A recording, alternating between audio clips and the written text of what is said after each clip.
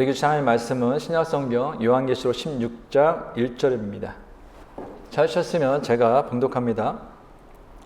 또 내가 들으니 성전에서 큰 음성이 나서 일곱 천사에게 말하되 너희는 가서 하나님의 진노의 일곱 대접을 땅에 쏟으라 하더라. 아멘. 오늘은 하나님의 진노의 일곱 대접을 쏟으라 라는 제목으로 하나님의 말씀 대언하겠습니다.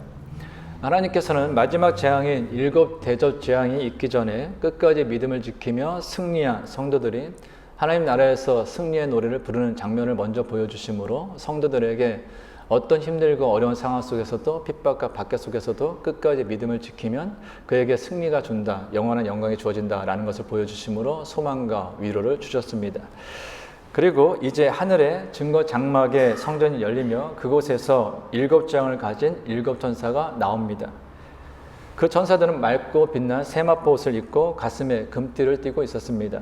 그리고 네 생물 중에 하나가 하나님의 진노를 가득히 담은 일곱 대접을 일곱 천사에게 전달합니다. 이때 하나님의 영광이 성전에 가득 차 아무도 그리로 들어갈 수 없게 되었습니다. 그리고 성전에서 큰 음성이 나와 일곱 천사에게 그 금 대접을 쏟으라 라고 명령합니다. 요한계시록 15장 5절에서 요한계시록 16장 1절입니다.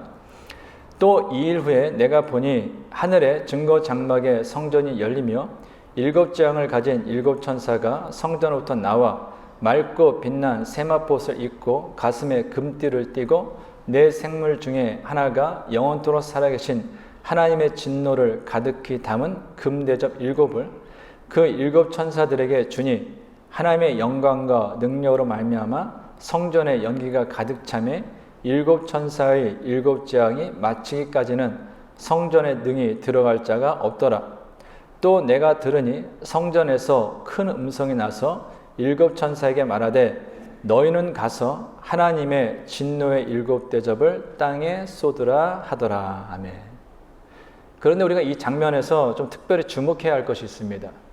그것은 일곱 천사가 네 생물 중에 하나로부터 받은 바로 하나님의 진노를 가득히 담은 대접입니다. 지금 하나님의 진노를 가득히 담은 이 대접은 본래는 성도들의 기도가 담겨있는 대접이었습니다. 요한계시록 5장 8절입니다. 그 두루마리를 취하심에 네 생물과 24 장로들이 그 어린 양 앞에 엎드려 각각 검은고와 향이 가득한 금 대접을 가졌으니 이 향은 성도의 기도드리라. 그러나 방금 읽은 요한계시록 15장 7절에서는 그 금 대접이 하나님의 진노로 가득히 채워져 있었습니다. 성도들의 기도가 하나님의 진노로 바뀐 것입니다. 이 배경은 요한계시록 6장을 배경으로 하고 있습니다. 요한계시록 6장 9절 10절입니다. 다섯째 인을 떼실 때 내가 보니 하나님의 말씀과 그들이 가진 증거로 말미암아 죽임을 당한 영혼들이 제단 아래에 있어 큰 소리로 불러 이르되 거룩하고 참되신 대주제여 땅에 거하는 자들을 심판하여 우리 피를 갚아주지 아니하시기를 어느 때까지 하시려 하나이까 하니.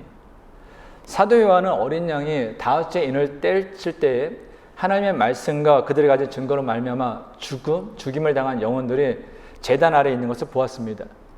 이들은 하나님의 말씀과 예수 그리스도의 복음을 담대히 전하다가 로마 황제, 로마 제국과 같은 핍박자들에서 죽임을 당한 순교자들의 영혼입니다. 그 순교자들의 영혼이 지금 하나님의 제단 밑에서 지금 무엇이라고 외치고 있습니까? 악인들을 심판해달라는 거예요. 하나님을 믿다가 하나님의 말씀을 지키다가 복음을 담대히 전하다가 죽임을 당한 우리의 피의 원수를 갚아달라는 것입니다. 지난주에 말씀드린 것처럼 하나님께서는 죄와 악에 대해서는 결코 용납하실 수 없는 의로우신 하나님이십니다. 그 의로우신 하나님께 죽임을 당한 이 순교자들이 악인을 심판해 주실 것을 지금 간절히 기도하고 있는 것이죠. 이에 대해서 하나님께서 다음같이 대답하십니다. 요한계시록 6장 11절입니다. 각각 그들에게 흰 두루마기를 주시며 이르시되 아직 잠시 동안 쉬되 그들의 동무종들과 형제들도 자기처럼 죽임을 당하여 그 수가 차기까지 하라 하시더라. 하나님께서 악인들에 대한 심판을 속히 시행해 줄 것을 구하는 그 순교자들에게 흰 두루마리를 주셨습니다. 그러니까 뭐 순교를 지켰다, 하나님에 대한 믿음의 순교를 지켰다라는 그 의미로 승리의 영광을 입혀주신 거죠. 근데 그 뒤에 하시는 말씀이 그 동무와 형제들 순교를 당해 그 수가 차기까지 잠시 동안 쉬고 있으라는 얘기예요. 이것은 무엇을 의미하는 겁니까? 악인들을 심판할 때가 아직 안 되었다라는 거예요. 악인들에 대한 심판은 하나님의 섭리와 계획 속에 있는데 그 시기는 아직 안 되었으니 너 잠깐 쉬고 있으라는 것입니다. 그런데 이어지는 의미는 뭐냐? 그러나 하나님의 때가 되면, 하나님의 계획 속에서 하나님의 때가 되면 반드시 그 악인들을 심판할 것이다 라는 그 약속의 말씀이신 거죠. 그리고 마침내 요한계시록 15장 7절 통하여 보시는 것처럼 순교자들의 그 기도가 담긴 그 그릇에 하나님의 진노가 가득히 담겨져 나왔습니다. 무엇을 얘기하는 거예요? 드디어 그 순교자들, 믿음을 지키다가 핍박자들에 의해서 핍박을 받고 고난을 당하 중임을 당한 그 순교자들의 그 기도가 응답되는 때가 이루어졌다라는 것입니다. 무엇을 얘기하는 겁니까? 하나님께서는 당신에게 기도한 그 성도들의 기도를 결코 외면하지 않으신다는 거예요. 하나님께서는 반드시 고난 가운데 하나님께 부르짖은 그 모든 성도들의 기도를 다 기억하고 계셨다가, 다 가지고 계셨다가 당신의 때가 되었을 때는 반드시 그에 대한 합당하게 응답하신다라는 것입니다. 그러므로 우리는 하나님 앞에 기도할 때 절대로 지치면 안 됩니다. 기도하기를 쉬어서는 안 되는 거예요. 왜요? 하나님 때에 반드시 응답이 되기 때문입니다. 특히 인생을 살다 보면 억울한 일을 당할 때가 있습니다. 악한 자로 인해서 고난을 당할 때가 있습니다. 그럼 어떻게 해요? 욱하는 심정에 네가 나한테 이렇게 해서 그럼 나도 또 동일하게 갚아주고 싶은 마음이 들 때가 있죠. 그러나 절대로 그러지 말라라는 거예요. 억울한 일을 당해도, 악한 자로 인해서 내가 괴로움을 당해도 그에 대한 판단과 정죄, 그에 대한 심판은 모두 하나님께 맡기고 너는 하나님 앞에 나아가 너의 마음을 쏟아 놓으라는 것입니다. 그래야 하나님께서 갚아주십니다. 내가 갚는 것이 아니라 하나님께서 갚아주시는 것, 내가 무엇인가 하려는 것이 아니라 하나님께 맡기는 것, 그것이 참된 신앙인의 자세, 신앙인의 삶이다라는 것입니다. 그러면 사랑하는 성도 여러분, 힘든 일이 있으십니까? 그러면 기도하십시오. 참고 기도하시면 반드시 하나님의 때에 이루어집니다. 이제 하나님의 명령에 의해서 하나님의 진노를 가득히 담은 7 대접을 부을 때마다 이 땅에 일어나는 일들이 우리가 읽지는 않았지만 요한계시록 16장 2절부터 21절에 나와 있습니다. 그 내용에 대해서 우리 잠시 좀 살펴보도록 하겠습니다. 첫째 천사가 대접을 땅에 쏟았더니 짐승의 표를 받고 그 우상에게 경배하는 자들에게 악하고 독한 종기가 생겼습니다. 오늘 보면 2절입니다. 첫째 천사가 가서 그 대접을 땅에 쏟음에 짐승의 표를 받은 사람들과 그 우상에게 경배하는 자들에게 악하고 독한 종기가 나더라. 둘째 천사가 대접을 바다에 쏟았더니 바다가 피같이 되어서 바다에 사는 모든 생물이 죽었습니다. 오늘 보면 3절입니다. 둘째 천사가 그 대접을 바다에 쏟음에 바다가 곧 죽은 자의 피같이 되니 바다 가운데 모든 생물이 죽더라. 셋째 천사가 대접을 강과 물에 붓었더니 강과 물의 근원이 모두 피가 되었습니다. 오늘 보면 4절입니다. 셋째 천사가 그 대접을 강과 물 근원에 쏟음에 피가 되더라. 넷째 천사가 대접을 해에 쏟았더니 해가 권세를 받아 불로 사람을 태워 죽였습니다. 오늘 보면 8절입니다. 넷째 천사가 그 대접을 해에 쏟음에 해가 권세를 받아 불로 사람을 태우니. 다섯째 천사가 대접을 짐승의 왕자에 쏟았더니 그 나라가 어두워지며 사람들이 아파서 자기 혀를 깨물었습니다. 오늘 보면 10절입니다. 또 다섯째 천사가 그 대접을 짐승의 왕자에 쏟으니 그 나라가 곧 어두워지며 사람들이 아파서 자기 혀를 깨물고. 여섯째 천사가 대접을 큰 강 유브라데에 쏟았더니 강물이 말라서 동방에서 오는 왕들의 길이 예비되었습니다. 오늘 보면 12절입니다. 또 여섯째 천사가 그 대접을 큰 강 유브라데에 쏟음에 강물이 말라서 동방에서 오는 왕들의 길이 예비되었더라. 마지막으로 일곱째 천사가 대접을 공중에 쏟았더니 성전 보좌로부터 되었다라고 외치는 큰 음성이 들렸습니다. 오늘 보면 17절입니다. 일곱째 천사가 그 대접을 공중에 쏟음에 큰 음성이 성전에서 보좌로부터 나와서 이르되 되었다 하시니. 여기서 공중은 사탄이 장악하고 있는 영역을 의미합니다. 그러므로 공중을 향해 대접을 쏟았다라는 것은 사탄에 대한 심판을 의미하는 것입니다. 이것으로 이 땅에 향한 하나님의 최후의 심판은 완성이 되는 것입니다. 그래서 하나님께서 그 모든 것을 보시면 이제 되었다. 다른 말로 다 이루었다라고 큰 음성으로 말씀하시는 것이죠. 뒤에 이어 하나님의 위엄과 능력과 영광을 상징하는 번개와 음성, 우레소리와 더불어 지금까지 그 누구도 경험하지 못했던 강력한 지진이 이 땅에 임합니다. 사도 요한은 이 일곱 대접 재앙이 있을 이후에 모든 섬들이 사라지고 산악이 자취를 감추었다라고 기록합니다. 오늘은 20절입니다. 각 섬도 없어지고 산악도 간데 없더라. 처음에 말씀드린 것처럼 요한계시록에는 일곱인 심판, 일곱 나팔 심판, 일곱 대접 심판이 나옵니다. 근데 이것은 순서대로 나오는 심판이 아니에요. 뭐 마지막 시대가 되었으니까 일곱 대접 심판이 이루어지는 것이 아니라 일곱인 심판, 일곱 나팔 심판, 일곱 대접 심판은 계속해서 있어지는 건데 최후의 심판이 되어 갈수록 점점 더 그 강도는 강해진다라는 거예요. 예전에는 뭐 지진이라는 것이 약 뭐 하나 정도 강도 뭐 1 정도를 경험했다면은 마지막 때는 지금까지 경험할 수 없었던 뭐 온 땅에 섬들이 없어지고 산악이 없어지는 그런 강력한 지진을 경험하게 된다라는 거예요.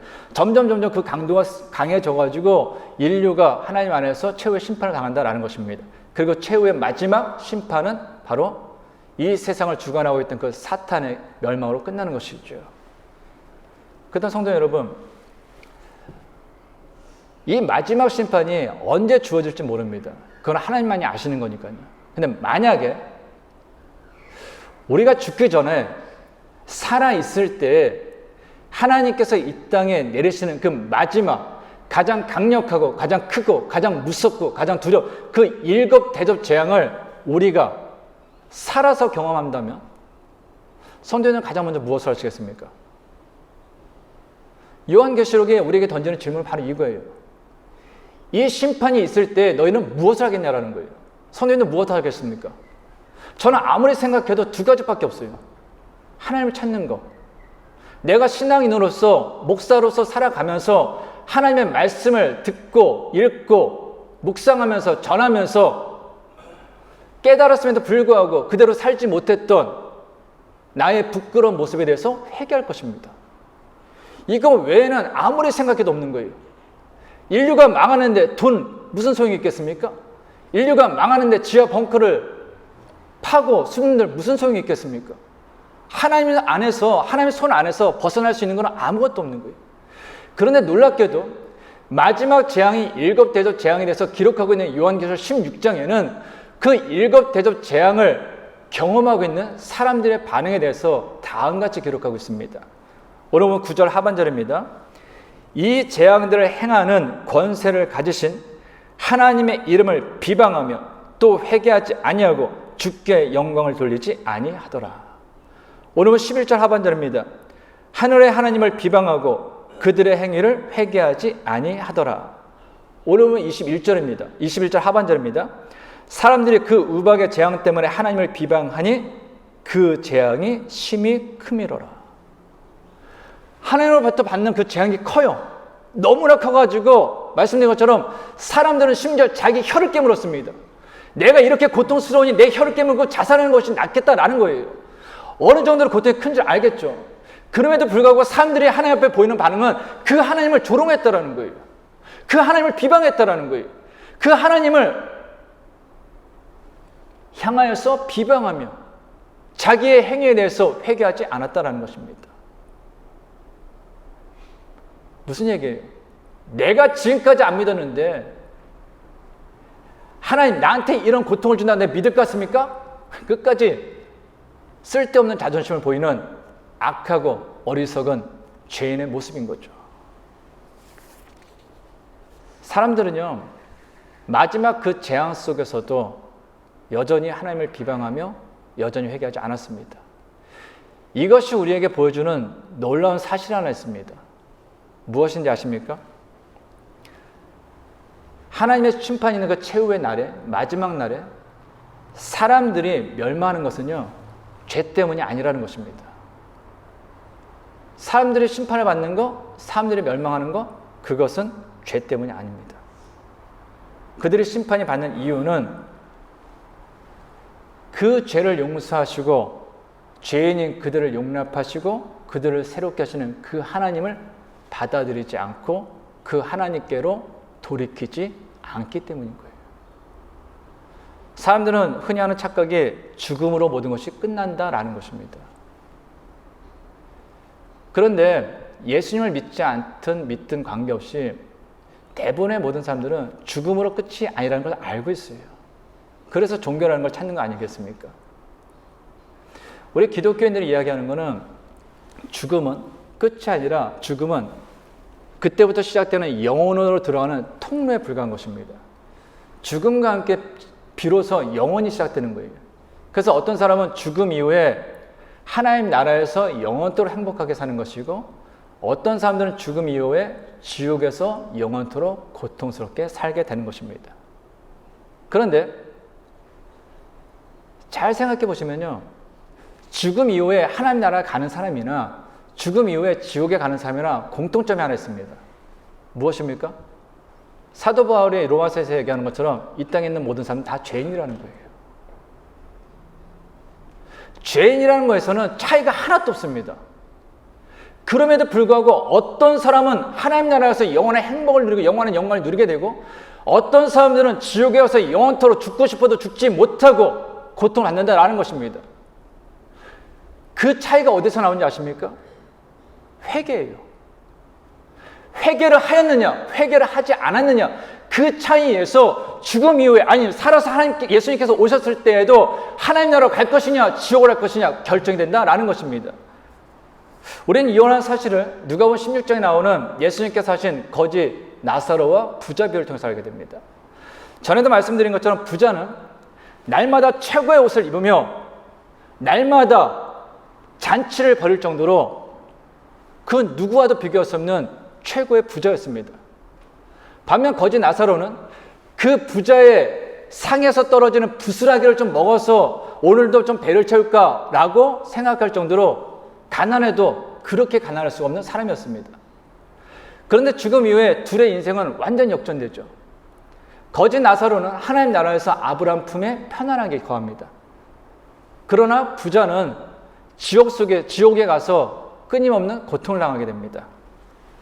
그렇다면 부자가 지옥에 간 이유가 무엇일까요? 부자가 지옥에 간 이유가 뭐라고 생각하십니까? 부자임에도 불구하고 그 집 앞에서 떨어진 옷을 입고 자기 상에서 떨어지는 그 부스러기를 먹으려고 하는 그 거지 나사로를 모른 척 했기 때문입니까? 구제를 하지 않았기 때문일까요? 아닙니다. 지옥에서 고통당하는 그 부자가 하늘 향해서 아브라함에게, 아브라함님, 내가 우리 집에 가가지고 우리 집에 나와 같은 형제들 많은데 그들에게 내가 복음을 전하겠습니다. 이 지옥이 어떤 곳인지 전하겠습니다. 라고 부탁하는 그 장면을 통해서 이 부자가 지옥에 간 이유를 우리는 좀 알 수가 있습니다. 누가복음 16장 30절입니다. 이르되 그렇지 아니하니이다. 아버지 아브라함이여, 만일 죽은 자에게서 그들에게 가는 자가 있으면 회개하리이다. 지금 부자가 강조하고 있는 것이 무엇입니까? 회개예요. 부자는 자신의 형제들이 자신처럼 지옥에 올 수밖에 없는 이유는 회개하지 않고 있기 때문이라는 거예요. 그런데 자신처럼 이미 죽은 사람이, 그것도 지옥에 간 사람이, 지옥을 경험한 사람이 살아서 그들에게 가서 지옥이 어떤 곳인지 말을 하면 죽음이 끝이 아니야. 죽어봤더니 지옥이 있고 그 지옥에서 나는 영원히 고통을 당했어. 죽고 싶어도 죽을 수가 없어. 그러니 제발 내 말 듣고 회개라고 전하면 회개할 거라는 거예요. 어떻습니까, 성도 여러분? 말에는 좀 이해가 되는 것 같아요. 설득력이 있는 것 같아요. 근데 과연 정말 그럴까요? 죽었다 살아온 사람, 지옥을 경험한 사람, 여러분도 그런 거 있지 않습니까? 책 중에서도 그런 게 있죠. 뭐 지옥을 갔다 온 사람이 간증한 책이 있고 천국을 갔다 온 사람이 간증하는 책이 있어요. 심지어는 뭐 간증하시는 분들이 있죠. 지옥에 갔다 왔는데 어떻더라, 천국에 갔다 왔는데 어떻더라. 제가 이렇게 우연히 이렇게 보다 보니까, 예전인가요? 유튜브에 보니까 하여튼 이상한 것들 많아요. 뭐 지옥에서 들려오는 뭐 어떤 목사님의 부르짖음, 지옥에서 들려오는 어떤 권세물. 우리가 알고 있는 유명한 목사님 지옥에 가 있다는 거예요. 그래서 거기서 부르짖는 소리를 녹음해 왔대요. 다 사입입니다. 근데 만약에 그런 분들이 있어가지고 여러분한테 내가 지옥에 갔더니 어떻더라, 천국에 어떻더라, 그러면은 다 회개할 것 같습니까? 여러분들 인생이 지금 완전히 다 달라질 것 같아요. 완전히 100% 수정돼가지고 하나님의 사람으로 살 것 같습니까? 이에 대한 대답 역시 아브라함이 부자에게 하는 대답을 통해서 좀 알게 됩니다. 누가복음 16장 31절입니다. 이르되 모세와 선지자들에게 듣지 아니하면 비록 죽은 자 가운데서 살아난 자가 있을지라도 권함을 받지 아니하리라 하였다 하시니라. 예수님 당시, 즉 이 신약성경에 기록될 이 당시에는, 신약성경에서 우리가 보는 그 당시에는 신약성경 없었습니다. 이 시대의 성경은 구약성경 외에는 없는 거예요. 그래서 신약성경에 나오는 모세와 선지자, 이건 다 구약을 이야기하는 겁니다. 모세가 쓴 율법서, 선지자들은 예언서를 이야기하는 거예요. 그러므로 지금 아브라함이 하는 얘기는 무엇이냐면요, 모세와 선지자들을 통해서 증거한 하나님의 말씀을 듣지 않는 자는 죽은 자가 살아서 복음을 전해도 여전히 듣지 않을 것이라는 것입니다. 무슨 얘기예요? 기록된 성경 말씀으로 충분하다는 거예요. 성경 말씀을 듣고 회개하지 않는 사람은 아무리 죽었다가 다시 살아난 사람이 와서 복음을 전해도, 천국에 아니 지옥에 갔다 와서 살아난 사람이 다시 복음을 전해도 그는 여전히 믿지 않을 것이다 라는 것입니다. 실제로 우리 주위에 그런 경우 있지 않습니까? 죽을 중병에 걸렸어요. 하나님 앞에 늘 언제나 기도했습니다. 신앙생활 별로 안 하던 사람이 중병 걸리니 새벽 예배를 하고 주님 앞에서 금식도 하면서 성경도 매일 읽고 열심히 찬양하면 누구보다 박수도 치면서 기도하면 누구보다 부르짖으면서 기도했습니다. 치유 받았어요. 할렐루야를 외치면서 살아계신 하나님께서 내게 능력을, 내게 기적을 베풀어 주셨다고, 여호와 라파 하나님께서 날 치유해 주셨다고 기쁨으로 신앙생활을 했습니다. 그런데 시간이 지나 다시 형식적으로 빠지고 심지어는 예수 그리스도를 떠나는 경우가 얼마나 많습니까? 가난했다가 하나님 나에게 성공을 해주시면 내가 하나님께서 물질의 봉사를 하겠습니다 했던 사람이 성공하니 주일날 여행 다니고 주일날 골프 치러 가고 주일날 다른 일하고 바쁘니 교회를 떠난 사람도 얼마나 많습니까? 심지어 성령의 은사를 받아서 뭐 예언을 했다, 방언을 했다, 뭘 했다 했던 사람들이 그때는 뜨겁게 신앙생활을 갔다가 어느 순간 형식적인 신앙으로 바뀌고 주님을 떠나는 경우가 얼마나 많습니까? 제가 아는 사람들 중에서도 선교사로 사역을 했다가 선교사로 나갔다가 지금은 사이비 종교에 빠진 사람들이 있습니다. 목사 안수 받았다가도 교회를 떠나는 사람들도 많습니다. 심지어 일평생을 목사로 살다가 장로로 살다가 권사로 살다가 집사로 살다가 죽는 순간에 정말 예수님이 계셔? 라고 불신앙의 말을 남기고 죽는 사람들이 있다는 거예요. 무엇을 얘기하는 것입니까? 기적으로요? 채찍으로요? 회개가 이루어지는 것이 아니라는 거예요. 말씀을 듣고 말씀을 읽고 말씀을 묵상하는 가운데 깨달은 그 말씀 안에서 내가 돌이키지 않는 사람은 그 어떤 수단 방법을 다 동원해도 회개할 가능성이 없다라는 것이죠. 왜요? 디모데후서 3장 16절 17절입니다. 모든 성경은 하나님의 감동으로 된 것으로 교훈과 책망과 바르게 함과 의로 교육하기에 유익하니 이는 하나님의 사람으로 온전하게 하며 모든 선한 일과 능력을 갖추게 하려 함이라. 아멘. 창세부터 요한계시록까지 있는 모든 성경 말씀은 하나님께서, 성령님께서 하나님을 믿는 사람으로서 온전하게 하려고 기록한 하나님의 말씀입니다. 그래서 성경 말씀을 읽거나 성경 말씀을 듣거나 성경 말씀을 묵상하거나 성경 말씀을 연구하면 하나님의 사람으로서 내가 어떻게 살아야 되는지 깨닫게 되는 거예요. 내가 지금 하지 말아야 될 것이 무엇인지, 해야 할 것이 무엇인지, 내가 붙잡아야 될 것이 무엇인지, 놓아야 할 것이 무엇인지, 내가 가는 방향이 바른 것인지 바르지 않은 것인지, 내가 진정 하나님의 사람으로서 지금 바르게 살고 있는지 깨닫게 된다라는 것입니다. 그러면 깨달았으면 어떻게 됩니까? 해야 할 것을 하는 것이고요. 하지 말아야 할 것은 하지 않는 거예요. 내가 가는 길이 하나님께서 원하는 길이었으면 끝까지 가는 것이고, 하나님께서 원하지 않는 길이면 돌아서는 것이고요. 내가 지금 붙잡고 있는 것이 바른 것이면 끝까지 붙잡는 것이고, 이것이 바른 것이 아니면 놔버리는 것이고요. 이것이 무엇입니까? 이게 회개예요. 늘 말씀드리지 않습니까? 회개는 입으로 단순히 나 잘못했습니다 라고 고백하는 것이 아니라 그 행동이 하나님 안에서 돌이키는 것이 회개라는 거예요. 이것은 말씀을 듣고 깨달은 사람이 그 안에서 반드시 순종하며 살아야 되는 모습입니다. 그래서 복 있는 사람이 어떤 사람이에요? 악인들의 괴를 따르지 않고 죄인들에게 설에 서지 않고 오만한 자리에 앉지 않고 어떻게 한다고요? 주야로 밤낮 주의 말씀을 묵상하고 그 묵상한 말씀대로 살아가는 사람이 진정 하나님 안에서 복된 사람이다 라는 거예요. 그런데 반대로 어머니 태 속에서부터 일평생을 하나님의 말씀을 듣고 하나님의 말씀을 읽고 묵상하고 심지어 신학 공부를 하였다 할지라도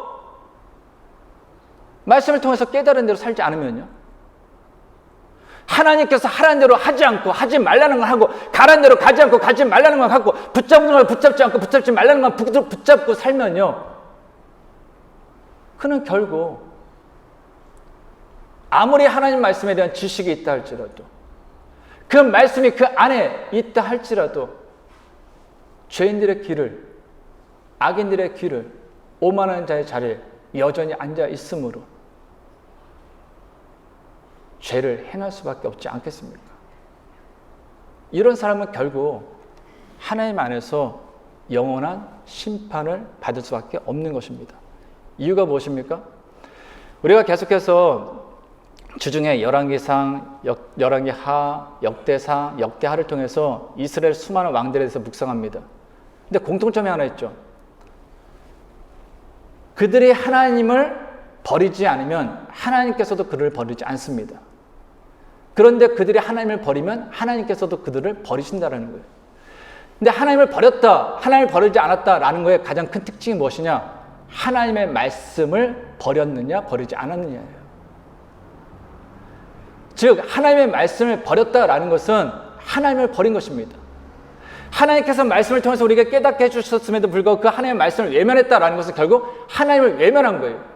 그래서 그는 아무리 신앙이라 고백했다 할지라도 아무리 하나님의 말씀을 많이 알고 있다 할지라도 그는 하나님과 관계없는 삶을 살았기 때문에 그는 결국 하나님의 심판을 받을 수밖에 없는 것입니다. 그러면 사랑하는 성도 여러분, 신앙의 연수는 중요하지 않습니다.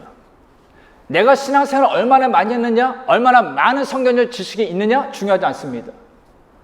오늘 말씀을 통하여서 한 가지를 깨달았으면 그 깨달은 대로 사십시오. 해야 할 건 하시고 하지 말아야 할 건 하지 마십시오.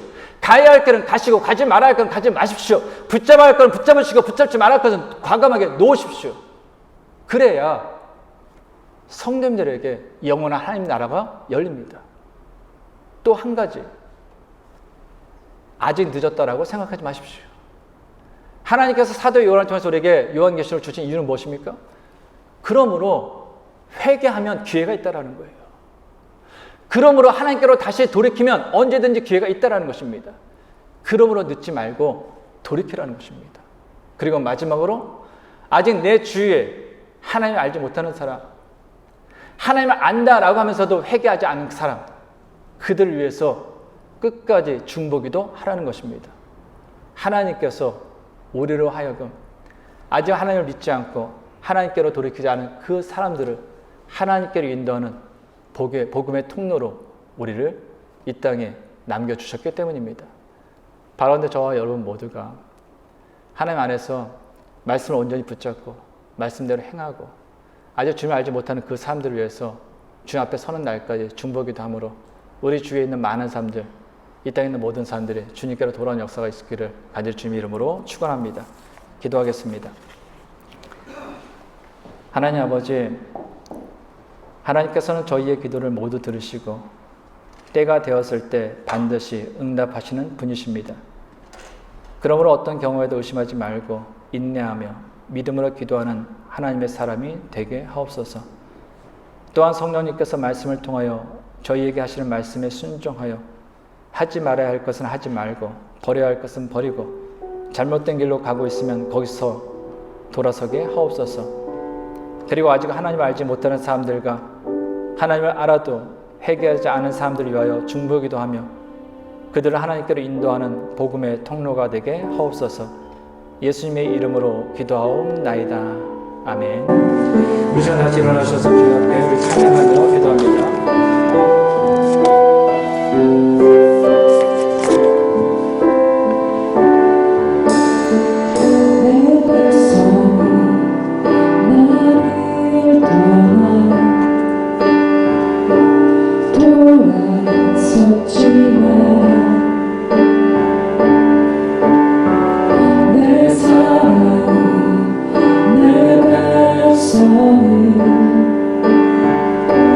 To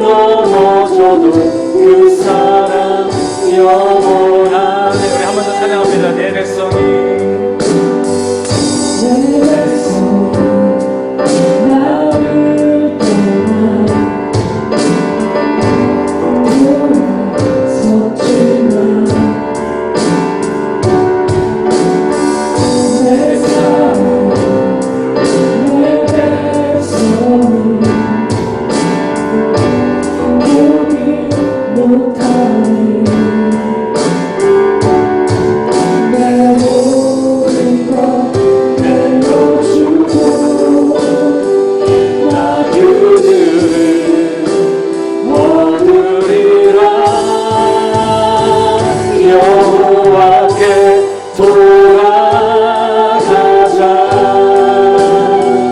우린 돌아서도 그명치 않네. 여호와께 돌아가자. 우린 넘어져도 그 사랑 영원하네.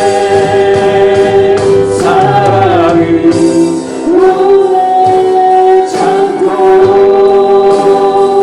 자신을 내어주네. 서로 사랑할 때 세상은 죽어내. 사랑은 절대 지지 않네. 여호와께 돌아가자. 우린 돌아서도 그명치 않네. 여호와께 돌아가자. 우린 넘어져도 그 사랑 영원하네.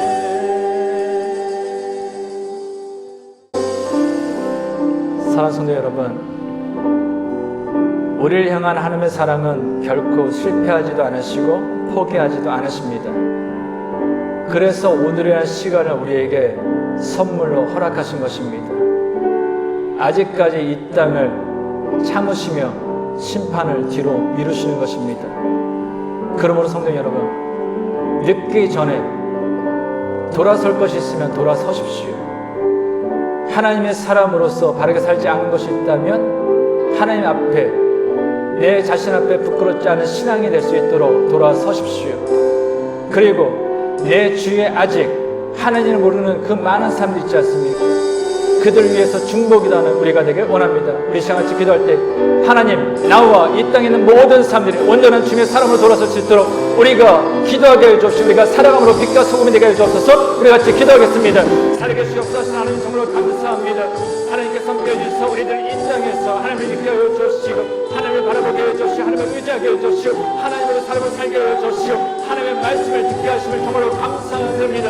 하나님께서 우리에게 오늘의 시간을 선물로 주셨습니다. 하나님께서 오늘 우리가 다시금 주님의 바른 삶을 살아갈 수 있도록 그 기회를 주시고자 우리에게 오늘의 시간을 허락해 주셨습니다. 그러므로 하나님이시여, 깨달은 말씀을 우리가 외면하지 않게 하여 주시옵소서. 성령님께서 우리 인생길에 주시는 그 말씀을 외면하지 않게 하여 주시옵소서. 버릴 것은 버리게 하여 주시오. 포기할 것은 포기하게 하여 주시오.